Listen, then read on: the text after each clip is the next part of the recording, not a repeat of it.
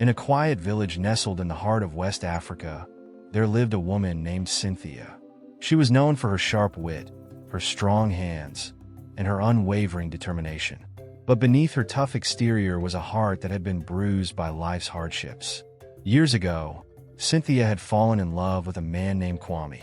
He was charming, with a smile that could light up the darkest room, and he had swept her off her feet with promises of a future together. But when Cynthia discovered she was pregnant, Kwame vanished like smoke in the wind, leaving her to face the storm alone. Cynthia gave birth to a son, whom she named Kofi. From the moment she held him in her arms, she vowed to give him everything she had, even if it meant sacrificing her own happiness. She worked tirelessly, selling vegetables in the market, weaving baskets, and doing whatever odd job she could find to put food on the table. Kofi was her pride and joy, and she loved him fiercely. But there were moments, especially when Kofi's features mirrored his father's, that Cynthia's heart would ache with a pain she couldn't shake. On those days, her frustration would spill over like an overfilled pot. She would snap at Kofi for the smallest things, a misplaced shoe, a spilled cup of water, and her words would cut deep. "You're just like your father," she would shout. "You'll never amount to anything. You'll suffer just like him." Kofi, still a child, would cry silently, his small shoulders shaking as he tried to make sense of his mother's anger. But Cynthia's rage never lasted long. Once the storm passed, she would pull him into her arms, her voice trembling with regret. "I'm sorry, my son," she would whisper. "Mama didn't mean it. I'm just tired." Over time, Kofi learned to weather these outbursts. He told himself that his mother didn't mean the things she said, that she was just carrying a heavy burden. And in many ways, he was right. Cynthia was a good mother. She made sure Kofi never went to bed hungry. She patched his clothes with care, and she sang him to sleep on nights when the world felt too big and too cruel. But the weight of her unhealed wounds often spilled into their lives, leaving scars neither of them could see. As Kofi grew older, he inherited his mother's resilience and determination. He was a quiet boy, thoughtful and observant, with a knack for fixing things. While other children played games, Kofi would tinker with broken tools or old radios, his small hands working with a precision that amazed the villagers. By the time he was a teenager, he had earned a reputation as the go-to person for repairs. When Kofi turned 18, he decided to pursue his passion for mechanics. He apprenticed under a local mechanic named Baba Yemi, a gruff but kind man who recognized Kofi's talent. For years, Kofi worked tirelessly, learning everything he could about engines, tools, and the intricacies of machines. By the time he was in his mid-20s, he had saved enough money to open his own small shop at the edge of the village. Kofi's shop quickly became a hub of activity. He was known for his honesty, his skill, and his willingness to go the extra mile for his customers. If someone couldn't afford to pay, Kofi would let them owe him, trusting they would settle their debt when they could. His mother, Cynthia, was proud of him, though she rarely said it out loud. She would visit his shop occasionally, bringing him food and reminding him to take breaks. "You work too hard," she would say, her voice laced with both pride and concern. But despite his hard work and dedication, Kofi's life seemed to be stuck in a cycle of struggle. His colleagues, other mechanics in the village, were expanding their businesses, buying new tools, and building homes for their families. Kofi, on the other hand, could barely keep his shop afloat. Every time he saved a little money, something would go wrong. His tools would break, his shop would flood during the rainy season, or he would fall ill and have to spend his savings on medicine. Kofi couldn't understand why he was always one step behind. He worked harder than anyone he knew, pouring his heart and soul into his craft.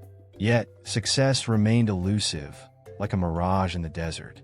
He began to wonder if there was something wrong with him, if he was cursed to always struggle no matter how hard he tried. One evening, as he sat outside his shop, staring at the stars, Kofi thought about his mother's words from years ago. "You'll never amount to anything," she had said. The memory stung, but he pushed it aside, telling himself that she hadn't meant it. Still, a small part of him couldn't help but wonder if those words had somehow taken root in his life, holding him back like invisible chains. Little did he know, his journey to break free from those chains was about to begin. One crisp morning, as Kofi walked to his shop, he noticed an old blind man sitting by the roadside. The man's face was weathered, his eyes milky and unseeing, but there was a calmness about him that drew Kofi in. The man held a wooden bowl in his hands, and a few coins glinted faintly in the sunlight. Kofi's heart softened. He reached into his pocket, pulled out a few bills, and placed them in the man's bowl. "Thank you, my son," the blind man said, his voice deep and steady. "May the blessings of the ancestors follow you." Kofi nodded and turned to leave, but the man called out to him again. "Wait, young man." Kofi paused and looked back. The blind man tilted his head slightly, as if listening to something only he could hear. "You have a good heart," he said, "but there are strong forces working against you. I can feel it. You must pray seriously to break these forces. Find a pastor, a true man of God, and seek his help. Only then will you find the breakthrough you seek." Kofi's breath caught in his throat. How could this man, who couldn't even see him, know about his struggles? He reached into his pocket again, intending to give the man more money, but the blind man raised his hand. "No, my son," he said firmly. "This is not about money. This is about your life. Go, and do as I have told you." Kofi thanked the man and continued on his way, but the encounter lingered in his mind like a puzzle he couldn't solve. For days, he thought about the blind man's words. He had never been a deeply religious person, but something about the man's certainty struck a chord within him. Finally, he decided to visit the village pastor, a kind and wise man named Pastor Samuel. Pastor Samuel was a tall, gentle man with a voice that carried both authority and compassion. He welcomed Kofi into his modest home and listened intently as the young man poured out his heart. Kofi spoke of his struggles, his frustrations, and the blind man's mysterious advice. When he finished, Pastor Samuel nodded thoughtfully. "There are indeed forces in this world that we cannot see," the pastor said. "But with faith and prayer, we can overcome them. Let us pray together." For the next 7 days, Kofi and Pastor Samuel fasted and prayed. They spent hours in the small church, their voices rising in unison as they sought divine intervention. Kofi's body grew weak from lack of food, but his spirit felt lighter, as if a heavy burden was slowly being lifted. On the final day of their prayers, Pastor Samuel had a vision. He saw a young boy standing in a field, surrounded by dark clouds. The boy was trying to run, but invisible chains held him back. Then a woman appeared, a woman who looked like Cynthia. She was shouting angrily, her words turning into chains that wrapped around the boy. When Pastor Samuel opened his eyes, he turned to Kofi with a solemn expression. "My son," he said, "the forces working against you are tied to your mother's words. The curses she spoke over you in anger have created a spiritual barrier in your life. To break these curses, we will need her involvement. She must renounce her words and ask for forgiveness." Kofi's heart sank as memories of his childhood flooded back. His mother's angry outbursts, her harsh words, and the tears he had shed in secret. He had always believed she didn't mean those words, but now he wondered if they had taken root in his life in ways he couldn't understand. "I'll talk to her," Kofi said, his voice trembling. "She'll understand. She'll want to help." Pastor Samuel placed a reassuring hand on Kofi's shoulder. "This is not about blame," he said gently. "It's about healing. Your mother loves you, and I believe she will do whatever it takes to see you free." That evening, Kofi went to his mother's house. Cynthia was sitting outside, peeling yams for dinner. She looked up and smiled when she saw him, but her smile faded when she noticed the seriousness in his eyes. "Mama," Kofi began, his voice soft but steady, "I need to talk to you about something important." And so, he told her everything. The blind man's words, the prayers with Pastor Samuel, and the vision that had revealed the source of his struggles. As he spoke, Cynthia's hands stilled, and tears began to stream down her face. "Oh, my son," she whispered, her voice breaking. "I never meant to hurt you. I was so angry, so broken. I didn't know my words could do this to you." Kofi knelt beside her and took her hands in his. "Mama, I know you didn't mean it. You've always done your best for me, but we need to fix this together. Will you come with me to see Pastor Samuel?" Cynthia nodded, her tears falling freely. "Of course, my son. I'll do anything to make this right." And so, mother and son set out on a journey of healing. unaware of the profound changes that awaited them.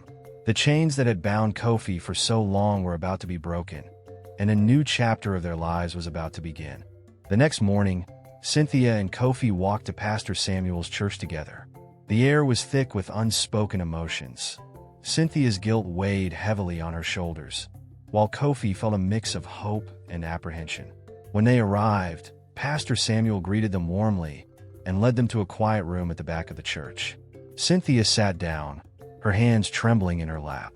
"Pastor," she began, her voice barely above a whisper, "I didn't know my words could hurt my son like this.